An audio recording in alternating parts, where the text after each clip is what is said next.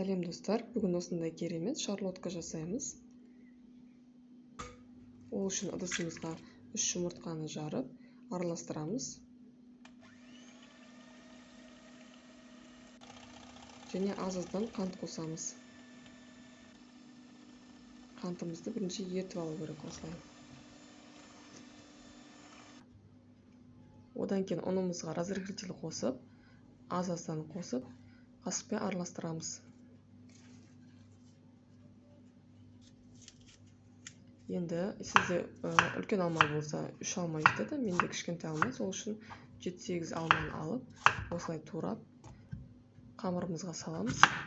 Және де мен 3 алма қалдырып қойдым, сәндеу үшін. Оны жұқа қылып тураймыз. Қамырымыз бен алмамызды араластырамыз. Формамызға пергаментті бумага салып, қамырымызды саламыз. Енді қалған алмамен әшекейлейміз. 40 минут духовкада пісіреміз 180 градуста. Пирогымыз суығаннан кейін формасынан алып, тарелкаға қоямыз.